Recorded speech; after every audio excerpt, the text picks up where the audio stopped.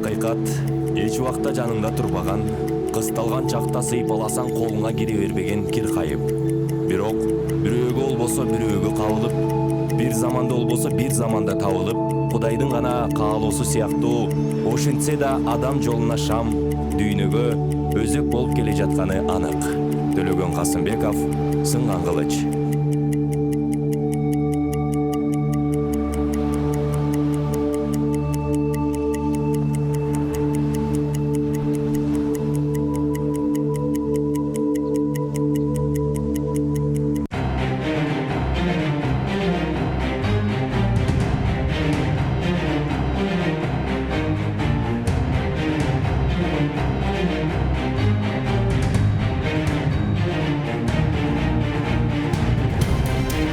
Кечки жаңылыктар. Алып баруучулар Максат Жангазиев жана Жазгүл Мадинова. Коронавирустун жайылышы Кытайда басаңдап, Хубейде дарыгерлер маскасын чечти. Кыргыз өкмөтү өлкөдөгү массалык иш-чараларды өткөрүүгө тыюу салуу чечимин кабыл алды. 5 каналдын түз эфиринде кечки жаңылыктардын топтоо менен тааныштырабыз. Саламатсыздарбы? Кутмандуу кечиңиздер менен. Кытайда коронавирус эпидемиясы басаңдады. Бул тууралуу чет элдик басылмалар саламаттыкты сактоо маселелери боюнча комитеттин өкүлү Ми Фенге шилтеме берип жазды. Анын айтымына караганда, Уханьды эске албаганда Хубей провинциясындагы бардык шаарларда бир жумадан бери вирус жуктурган бир дагы жаңы факты каттала элек. Ал эми Хубейден башка аймактарда вирус жуктурган 7 учур катталды. Анын 6 чет өлкөдөн киргендер. Бул маалыматтар өлкөдө эпидемия басаңдап калганынан кабар берет, деди Ми Фен. Ал ошондой эле вирус тараган жаңы учурлар азайып эпидемия төмөнкү деңгээлде экенин кошумчалады. Кытайдын Ухань шаарында коронавирус менен ооругандар үйлөрүнө чыгарылып, госпиталдар эшигин жапты. Мунун урматына кытайлык дарыгерлер бет каптарын чечип, флешмоб кылышкан видеолор тарады. Дональд Трамп Европадан АКШга учактардын кирүүсүнө убактылуу тыюу салды. Ал бул катуу, бирок керектүү чара экенин белгилеген. Өлкөгө коронавирусту жайылтпоо үчүн Европадан АКШга болгон бардык каттамдарды 30 күнгө токтотобуз. Эреже 13 мартта күчүнө кирет, деди президент. Ал ошондой эле Евро биримдикте коронавирустун тарап кетишин алдын алууга жетиштүү аракет кылган жок деп сындады. Европа биримдиги вирус жайылган өлкөлөрдөн кирип чыккандарды чектей албай койду. Ошондой эле орунду алдын алууга жетиштүү чара көрүлгөн жок, деди Трамп. Ушул тапта Америкада коронавируска 1312 адам кабылып, 38 киши көз жумду. Ал эми сакайгандардын саны 8. Коңшу Тажикстанда коронавируска байланыштуу өзгөчө кырдаалга даярдык көрүлүп жатат. Өлкөнүн саламаттык сактоо жана калкты социалдык жактан коргоо министрлиги билдиргендей, вирустун алдын алуу максатында базарлар, коомдук тамактануу түйүндөрү, калкты тейлөө жана эл көп жүргөн жерлер дезинфекцияланууда. Мекеме ишканаларда, бала бакчалар менен мектептерде да коронавирустун алдын алуу аракеттери жүрүп жатат. Учурда Тажикстанда вируска чалдыккандар жок. Саламаттык сактоо министрлиги билдиргендей, 1-февралдан тарта 9 мартка чейин Кытайдан, Түштүк Кореядан, Италиядан, Ирандан жана Ауганстандан келген 1566 киши текшерүүдөн өткөн. Алардын көбү 2 жума карантинде болушкан. Коронавирус инфекциясынын өлкө аймагына кирүүсүн алдын алуу жана жайылышына жол бербөө боюнча республикалык штабтын кезектеги жыйыны болду. Вице-премьер-министр Алтынай Өмүрбекова вирус көптөгөн өлкөлөргө тараганына байланыштуу бүткүл дүйнөлүк саламаттыкты сактоо уюму жаңы коронавирус инфекциясынын жайылышы пандемия баскычына жеткенин жарыялагандыгын эскертип, мамлекеттик чек арасында тиешелүү кызматтар күчөтүлгөн режимде иштеп жаткандыгын баса белгиледи. Мамлекеттик органдар туруктуу негизде дүйнөдөгү кырдаалга мониторинг жүргүзүп, байкоо салууда. Дүрбөлөң түшүүгө себеп жок. Кыргызстанда вируска кабылгандар жок. Эпидемиялык абал туруктуу. Өкмөт ачык иш алып барууда жана коронавирус боюнча жарандарды өз убагында маалымдап турат, деди ал. Тышкы иштер министрлиги Иранда калган кыргыз жүк ташуучуларына Азербайжан, Орусия жана Казакстан коридор түзүп бергенин билдирди. Мэриянын өкүлдөрү соода бизнес борборлордун, супермаркеттердин жана оюн зоок жайларына санитайзерлерди, аба тазалоочу жабдууларды орнотуу боюнча мониторинг жүргүзүп жатканын белгиледи. Ошондой эле санитардык кызматтардын адистери коомдук унааларды дезинфекциялоо боюнча иштер жүрүп жатканын кошумчалады. Кыргыз өкмөтү коронавирус боюнча кырдаал жакшырганга чейин массалык иш-чараларды өткөрүүгө убактылуу чектөө киргизди. Тиешелүү чечимге премьер-министр Мухаммедкалый Абылгазиев кол койду. Бул чечим коронавирустук инфекциянын пайда болуу коркунучун алдын алуу жана калкты санитардык эпидемиологиялык дурус абалын камсыздоо максатында кабыл алынды. Жеке жактарга жана соода кызмат көрсөтүү жана коомдук тамактануу чөйрөсүндө иш менен алектенген менчиктин түрүнө карабастан юридикалык жактарга убактылуу чектөө алып салынганга чейин массалык иш-чараларды өткөрүүгө жана катышууга тыюу салынды. Өндүрүштүн токтоп калуусуна жол бербөө максатында өлкөгө импорттук сырыйону ташуу жолун табуу керек. Бул тууралуу вице-премьер Эркин Асырандиев коронавируска байланыштуу өткөн республикалык штабтын кезектеги жыйынында айтты. Азыркы тапта жүктөрдү убактылуу сактоо кампалары жабык. Чек арада медициналык жана чек ара кызматкерлеринен башка эч ким жок. Жыйындын жүрүшүндө Асырандиев экономика министрлигине товар ташууга жөндөмдүү альтернативдик өлкөлөрдү издөөнү улантуу тапшырмасын берди. Импорттоочулар жана жүк ташуучулар менен жолугушууларды өткөрүп, бул маселе боюнча алардын сунуштарын угуу керек. Алсак темир жол ташуучулары мурдагы график боюнча иш алып барууда. Балким импорттоочулар азырынча ушул жол аркылуу өз товарларын жеткирип турушар. Бүгүнкү күндө өндүрүүчүлөр белгилешкендей сырыйо жетиштүү. Бирок эртеңки күндү ойлошубуз керек, деди вице-премьер. Жогорку кеңеште коронавирус коркунучуна байланыштуу окуучуларды жана студенттерди 1 айлык каникулга чыгаруу сунушталды. Алар окуусун дүйнөдө кырдаал турукташкандан кийин улантышы керек дейт эл өкүлдөрү. Мындан тышкары депутаттар тояштарды токтотуп, окуучуларды жана студенттерди каникулга таратып, чек арадан өлкөгө кирип жана чыгып жаткан жарандарды катуу көзөмөлгө алуу сунушун айтты. Толугураак кабарчыбыз баяндайт. Коронавирустун тез ылдамдыкта дүйнөгө жайылып жаткандыгы кыргызстандыктарды да кооптондурууда. Бүгүнкү жогорку кеңештин жыйынында Иса Өмүркулов өкмөттү азык-түлүк жана дары-дармектерге болгон баанын тездик менен өсүүсүн токтотууга чакырды. Ал коронавирустун илдети дүйнөдө жайылып жаткан учурда өлкөдө дары-дармек наркынын өсүп жатканын негизсиз деп эсептейт. Иса Өмүркулов өкмөт бул маселени колго алып, тийиштүү чараларды көрүү керектигин айтты. Сатылып аткан дары-дармектин бүгүнкү күндөгү баалары ай сайын эмес, жума сайын өсүп атат. Муну ким контролдойт? Бул ушундай коронавирус деп жанагындай коркунучтар турат деген мезгилде биздин дары-дармек поставка кылган компаниялардын баары тең вот на этом наживаются, да, байып атышат. Буга көзөмөл бар өкмөт тарабынан. Муну мындайча айтканда көзөмөлгө алыш керек. Катуу көзөмөлгө алыш керек. Себеби билбейм, ар бир аптекада баалар ар кандай. Жогорку кеңеште коронавирустан сактануу максатында өлкөдө той топурларды токтотууда сунушталды. Ошондой эле төрага Дастанбек Жумабеков өлкөгө Кытайдан 3-чү мамлекет аркылуу келип жаткан жарандар карантинге алынып, катуу көзөмөлгө алынышы керектигин билдирди. Элер менен эле биздин аэропорттон болобу, же башка чек ара пункттарынан болобу өздөрү барып, ошо врачтарга кайрылса, мен ушул мамлекеттен келдим, мени текшергиле деп. Мына ушул жагынан да өкмөт кайрылуу иштерди жүргүзсөңүздөр. Кээ бирлер унчукпай Стамбул аркылуу учуп келип атат, Москва аркылуу учуп келип атат, бирок аэропорттон өтүп кетип, анан үйүндө же башка жерде отуруп алып, Фейсбукка жазып атат. Мына кече мени унчукпай өткөрүп жиберди, мени караган жок деп ушундай жазууларды жазып атат да. Жыйында депутат Тазабек Икрамов жалпы билим берүү системасын, мектептер, жогорку окуу жайларды 1 айга 15 марттан 15 апрелге чейин жабууну сунуштады. Ал мындай чара коронавирусту алдын алууга жардам берет деп эсептейт. Вирустун алдын алуу иш-чараларын күчөтүш үчүн 1 айга жалпы билим берүү системасын, мектептерди, жогорку окуу жайларды 1 айга тактап айтканда 15 марттан 15 апрелге чейин жабуу маселесин сунуштайт элем да. Ал калган ал эми ушул аралыкта окубай калган программаларын жетишүү үчүн окуу мөөнөтүн июнь айына чейин узартып койсо болот эле деп айтат элем. Өкмөт коронавирус коркунучуна байланыштуу мектептерди жабуу планын азырынча караштыра элек. Ал эми өкмөт коронавирус коркунучуна байланыштуу маданий, спорттук жана башка массалык иш-чараларды өткөрүүгө убактылуу чектөө киргизилип, тиешелүү чечимге премьер-министр Мухаммедкалый Абылгазиев кол койгон. Айтолкун Апяева, Талас Аманбеков, 5 канал. Аксыда 9 класстын 6 окуучусу ушул эле класстын башка окуучусун сабаган. Мындан улам мектептин директору Кененбай Шабданов зордук зомбулуктун алдын албаган үчүн иштен алынды.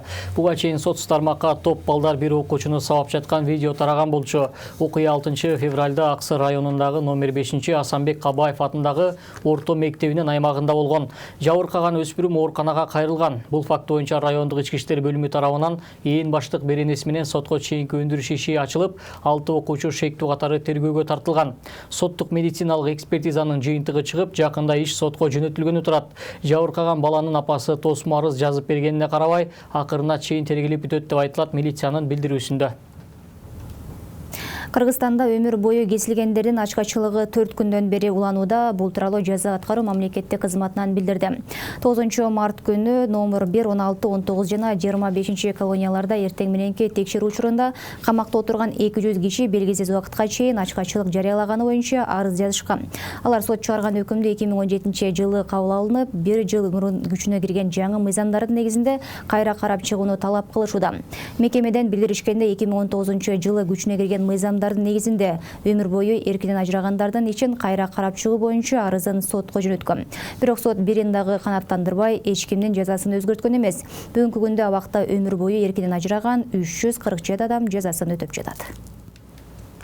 Бишкектеги 1 май райондук сотунун судьясы пара алууга шектелип кармалды. Экономикалык кылмыштарга каршы күрөшүү боюнча мамлекеттик кызмат билдиргендей, 12 мартта ыкчам тергөө иштеринин натыйжасында Бишкектин 1 май райондук сотунун судьясы Максат Орозбакова $2000 пара катары алып жаткан жеринен кармалды. Иштин алкагында сотко чейинки өндүрүш иши башталды деп билдирет мекеменин кызматы. 1 май райондук соту окуя тууралуу азырынча расмий комментарий бере элек. Ош облусуна караштуу райондук соттордун биринен сот аткаруучусу пара менен кармалды. Бул тууралуу Ички иштер министрлигинин басма сөз кызматынан билдирди. Ички иштер министрлигинин криминалдык милиция кызматына 30 жаштагы жарандан арыз келип түшкөн. Арызда Ош облусунун райондук сотунун сот аткаруучусу алиментке байланыштуу маселени чечип берем деп 50 000 сом акча каражатын талап кылып жаткандыгы жана ага карата тийиштүү чараларды көрүп берүүлөрүн суранган. Аталган факты кылмыштардын жана жоруктардын бирдиктүү тизмесине катталып, сотко чейинки өндүрүш алынган. Анын алкагында ыкчам тергөө иш-чаралары жүргүзүлүп, 10 март күнү райондук соттун сот аткаруучу кызматкери талап кылган акча каражатын накталай алып жаткан жеринен кармалган.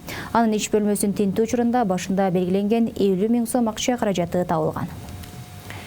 Бишкекте 42 000 казакстандыкты $14 миллион алдап кетти деген шектүү кармалды. Истейт финансылык пирамидасын түзгөн шектүү Асет Исхаков февралдан бери Бишкекте жашырынып жүргөн айтылат. Укук коргоо органдарынын билдиргенине караганда, анын өнөктөштөрү Гарант 24 ломбард жана выгодный займ мекемелеринин жетекчилери дагы кармалды. Алар 10 000 деген кардарлардын акчасын жана мүлкүн алдап алган деп шектелүүдө. Учурда Асет Исхаков Бишкек СИЗОсунда кармалып турат. Аны жакында мекенине экстрадициялашат. Кыргызстанда доллар кымбаттагандан бери анын курсу расмий түрдө жаңыланды. Улуттук банктын сайтында 12 мартка карата валюталар курсу деген бөлүмдө 1 доллар 72 сом 90 тыйын деп жазылып турат. Бир нече жылдан бери туруктуу бойдон 69 сомдун тегерегинде болуп келген доллар 10 мартта 3 сомго кымбаттаган. Бирок Улуттук банктын расмий сайтында 69 сом 85 тыйын бойдон турган. Улуттук банктын төрагасы Толкунбек Абдыгулов 11 мартта Бишкекте өткөн басма сөз жыйынында сомдун мындан ары арзандашына орчундуу негиз жок экенин айтты. 10 мартта Улуттук банк валюталык интервенция жүргүзүп, 53,7 миллион АКШ долларын 72 сом 90 тыйындан сатка чыгарган. Сиздер 5 каналда жаңылыктардын кечки чыгарылышы менен таанышып жатасыздар. Эми берүүнүн 2 бөлүгүнө өтөлү. Өлкөнүн өнүгүшүнө салым кошмок. Өлкөнүн климатын туура сактап калуу үчүн статистика комитетинин маалыматы боюнча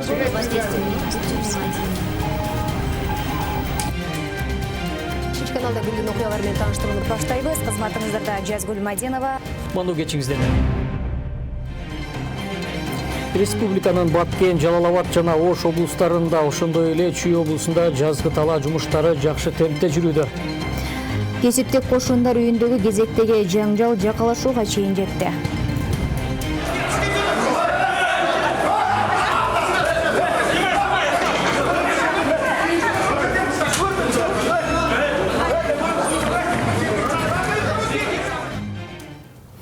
Кесиптик кошуунда бир жылдан бери нааразычылык акциясы өткөрүлүп келет. Байма-бай көтөрүлүп жаткан маселе төрага Мирбек Асанакуновго байланыштуу. Профсоюзчулар Асанакуновдун кызматка мыйзамсыз дайындалып, федерациянын мүлкүнө карата жеке кызыкчылыгы бар деген жүйө менен аны кызматтан бошотушкан. Бирок төрага бул дооматтарды төгүндөп, кызматтан кетүүгө негиз жок экенин айтат. Чыгарылган чечимди четке кагып, бүгүн жумушка келген Асанакуновду эмгек жамааты мекемеге киргизбей тоскоолдук жараткан. Кесиптик кошуундагы келишпестик жагдайлар Алмаш Бараталиева токтолот. Профсоюздар федерациясында кайрадан чыр чыкты. Буга чейин Кесиптик кошуундар федерациясы төрөганы кызматтан алуу чечимин кабыл алганын жүйө келтирип, бүгүн Мирбек Асанакуновду жумушка киргизишкен эмес.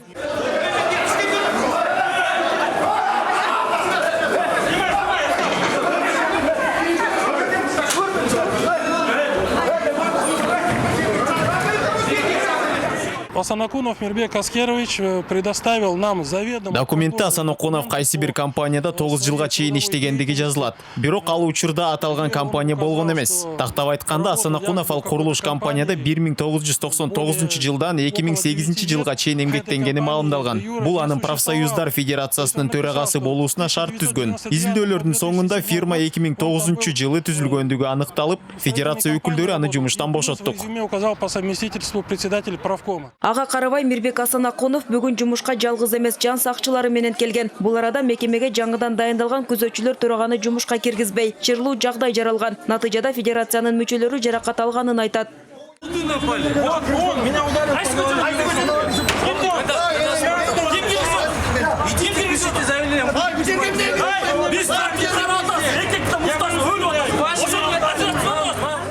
С ними ходят телохранители. На сегодня... Аны менен жан сакчылары кошо жүрөт. Бүгүн алар 2 кызматкерди уруп коюшту. Ага кошо эле мени дагы. Бул ишти 1-май райондук ички иштер башкармалыгы карап жатат. Бирок эч кандай жыйынтык жок. Себеби Асанакуновдун жубайы депутат. Ошондон улам анын бир чалуусунан эле 1-май райондук ички иштер башкармалыгы бизге дароо келишет. Его зов сразу, вот, как вы видите, приезжает к нам. Бирок Мирбек Асанакунов коюлган дооматтарды төгүндөп, элеген кызмат ордунда мыйзамдуу түрдө иш жүргүзүп келгенин айтууда. Ал бүгүнкү жагдайдын жаралышын профсоюзчулар атайын уюштурганын билдирди. Мыйзам жокпу, мен кирип туруп кабинетиме келип деле көрсөтүшсө болот эле кагаздын требованиясы. Чечсе мыйзамдын жолу менен чечишет эле. Мен айтып атам, ай мыйзамдын жолу менен. Ай мен бул жер дегенде дом союзу, профсоюз үйдө ко любой адам кирип чыкканга укуктуу бул жергечи. Мен эмне үчүн кирбешим керек жумуш ордума? Мен ошого таң калып атам. Ушу жапайычылык, ошо Осмоновдун жапайычылык. Саат 9га чейин отуруп алып, түнкү саат 9 көчө план түзүштү буларчы. Боковой эшиктин баарын жаап салышты. Ачкычтарын бекитип алмаштырышат. Эми туурабы ушулчу? Кесиптик кошуундагы келишпестиктер качан чечилери белгисиз. Эки тарап өз ойлорун ортого салып, ар биринин өзүнө жараша чындыгы бар. Жагдайды жөнгө салуу үчүн эч бир орган киреше албайт. Себеби профсоюздар федерациясы өз алдынча маселени чечүүгө укуктуу. Эми аны жокко чыгаруу үчүн атайын мыйзам долбоору иштелип чыгып, ал жогорку кеңештин 2-окуусунда жактырылган. Бирок мыйзам долбооруна каршы чыккан федерация өкүлдөрүнүн талкуусун талдоо үчүн депутаттык комиссия түзүлүп, учурда иш алып барууда. Алмаш Бараталиева, Денис Курганов, 5-канал. Өлкөнүн экологиясын сактап калуу аракети уланууда. Бул багытта шаардык кеңеш каланы жашылдандыруу боюнча экологиялык биримдик түзүп, жаңы концепция кабыл алды. Анын алкагында шаар тургундарын газга өткөрүү пландалган. Бул тууралуу Бишкек шаарынын вице-мэри билдирди.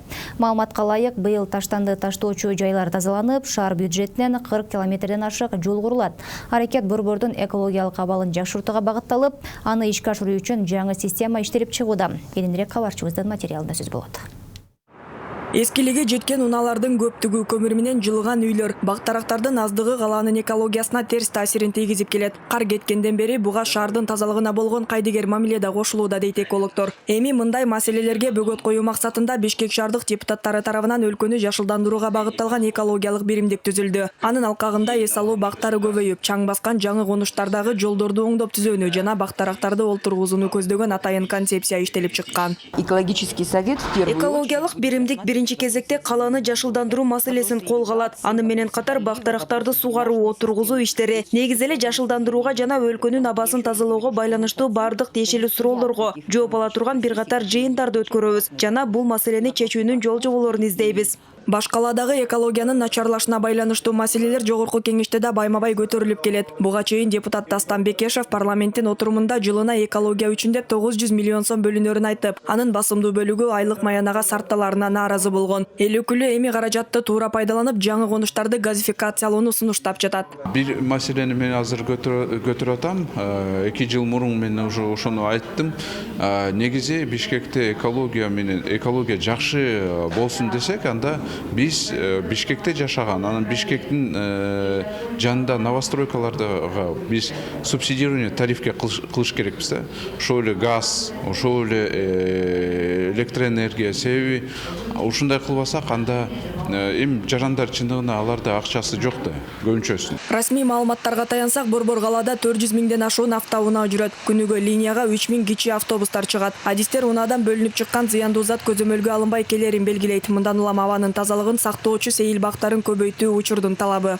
Азыр ошо жогорку кеңеште мыйзам кабылданып атат.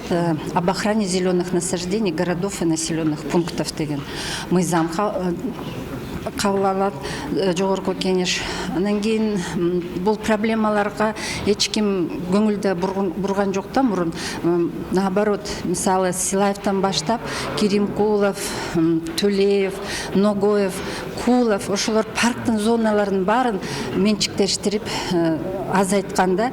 Борбор калаанын абасынын булганышына алып келген дагы бир негизги маселелердин бири бул полигон. Аны иштетүү системасын өзгөртүү үчүн чет өлкөлүк эколог адистер чакырылган. Эми 30 жылдан бери түтөп келген таштанды таштоочу жай өчүрүлөт. Ага ылайык аталган жайдагы жумушчуларга бир аз болсо да ыңгайлуу шарт түзүлөт, дейт Бишкек шаарынын вице-мэри Мирлан Амантуров. Быйыл өзүбүздүн бюджеттен 40 километрден ашык жол курабыз шаар боюнча. Бул жаңы конуштарыбыз 10 миңден ашык жанагы свет точка деп коет, ошону коебуз. Жана 10 миңден ашык бак тигебиз, газондорду тигебиз. Ошондой бул ушул бүт комплекс ошол биздин жана экология үчүн, жана биздин шаар тургундарынын жашоо шартын жакшыртуу үчүн иштелип аткан жумуш. Буга чейин президент Сооронбай Жээнбеков Бишкекте жашыл саясаттын жана курулушту пландоо начардыгынан экологиялык абал жабыркап жатканына нааразы болгон. Ал шаардын курулуш эстетикасын жакшыртып, көркүнө кооз имараттарга көңүл буруу зарылдыгын белгилеп, шаардагы бир катар парктык зоналар буга чейин менчикке берилип кеткенин сындаган, жана эс алуу жайларын кайтаруу иштери жүрөрүн билдирген. Айжамал Бакытбек кызы, Кудрат Ташмурзаев, 5-канал. Быйыл жазгы талаа иштери былтыркы жылга караганда эрте башталды. Бул тууралуу биринчи вице-премьер-министр Кубатбек Боронов Чүй облусунун айыл чарба субъектилеринин жазгы талаа иштерине даярдыгынын жүрүшү жана ирригациялык системалардын абалы менен таанышкан учурда билдирди. Республиканын Баткен, Жалал Абад жана Ош облустарында, ошондой эле Чүйдө жазгы талаа жумуштары жакшы темпте жүрүүдө. 2020 жылдын жазгы айдап себүүсүнө айыл чарба өсүмдүктөрүнүн айдоо аянттарынын түзүмү такталды. Быйылкы жылы эгин айдоо 2019 жылга салыштырмалуу 4,2 миң гектарга көп болот. Кубатбек Боронов Бишкек шаарынын түштүк чыгышындагы Аламүдүн суу топтогучуна барып, сугат мезгилине өз убагында жана сапаттуу даярдоо иштеринин жүрүшү менен жеринен таанышты. Мамлекеттик ирригация тармактарын 2020 жылдын сугат мезгилине даярдоо үчүн 205,3 миллион сом каралган. Кыргыз өкмөтүнө караштуу монополияга каршы жөнгө салуу мамлекеттик агенттиги Борбор калаада жыйын өткөрдү. Иш-чарага жогорку окуу жайдын студенттери, мугалимдер жана жарандар катышты.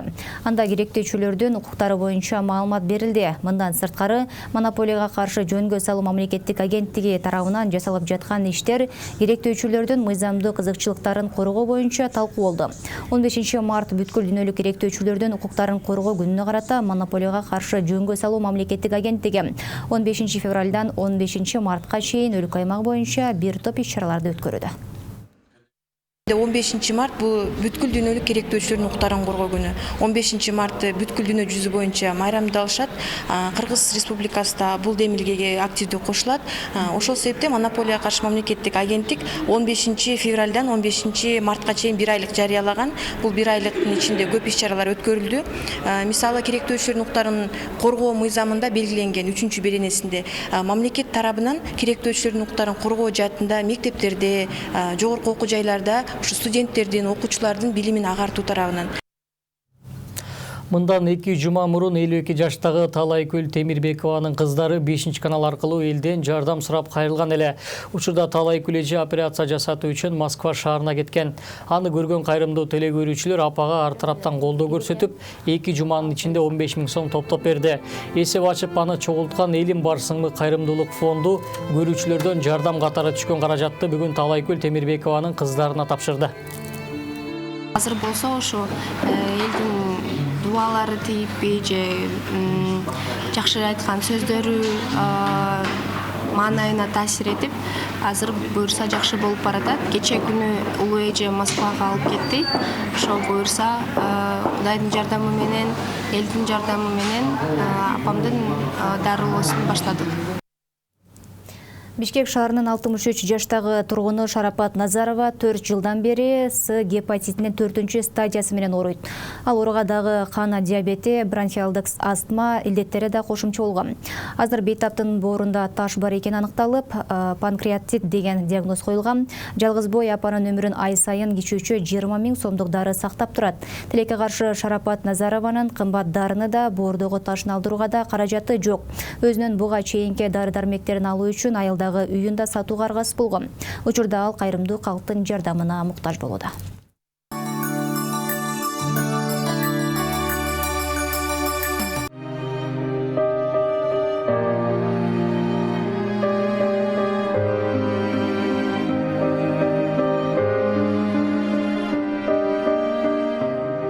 Мындан 22 жыл мурда кесарево болуп төрөгөм. Ошондо кан аркылуу жуккан экен. Билинбей жүрө берип, билингенини бул ички органдарыма суу толгонуна 4 жыл болду. Ошондо гепатит С болуп калыптырмын. Гепатит С 4-чү стадиясы болуп. 4 жылдан бери ушул оору менен страдайт этем. Ага кошумча болуп, кант оорусу пайда болду, бронхиалдык астма пайда болду. Азыр эми өтө таш бар деп, панкреатин деп.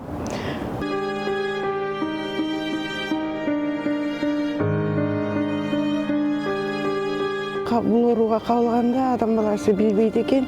Мен Ош шаарындагы номер 2 роддомдо 97-жылы кыз төрөгөм, ошондо кесарево кылган. Аябай кесарево оор болуп, бир жума дегенде эмес, 7 күн дегенде, бир жумадан ашык убакытта өзүмө келгем да. Ошондон кийин эле мен алым куручу дайыма. Ошондо мен бул оору менен ооруганымды сезген жокмун, бул оору менен ооруганын билген жокмун. Турмуштун эмеси менен өзүм жашоо менен ал көчөм баарында басып жүрө бериптирмин. Качан гана мен ичиме суу толгондо гана билдим. Кийин бул биринчи поликлиникага карап жашап калдым. Ошол жерден турмуш шартыма байланыштуу ошол жерден турак жай алып. Ошондо да билинбей жүрүп отуруп, мындан 4 жыл мурда бүт денем шишип суу каптап кеткенде гана онкологическийге барганда ошол жерде хирургтар аныктап айтты. Бир эле кызым бар, ал өзүнүн жашоосу менен, 3 баласы менен, өзүнүн жашоосу менен неберелерим кабар алып турат, үй бүлөдө өзүм жалгыз эле турам. Жалгыз бой кемпир болуп, жалгыз бой үй бүлө болуп эсептелип калам. Азыр эчтеке менен алектене албай калган. Пенсия алам 3265 сом. Бул дары дармектериме бул айына кетип турган расходторго тууган уругум, бир туугандарым ушулар жардам берди. Ушуга чейин эми быйылкы жылда такыр шартым болбой калды. Короомдун жарымын бөлүп сатып, 10 соттук короом. Ошон менен дагы дарыландым. Шарапат эженин оорусу гепатит С азыркы учурда боордун циррозу деп коет экен. Орусча айтканда цирроз печени диагнозуна уже өтүп баратат. Ошондуктан биз элге, кайрымдуу элибизге кайрылабыз. Жардам колун сунуп койсоңуздар, азыркы учурда топтоочу номерибиз 0777 11 20 15 номерине акча салсаңыздар болот. Кымбаттуу кыргыз калкы, силерге кайрылуумдун себеби ушул болду. Ушул оору менен кайрылдым. Баардыгыңыздарга рахмат айтам. Мүмкүнчүлүгүңүздөр болсо, колуңуздардан келсе, жардам берип койсоңуздар.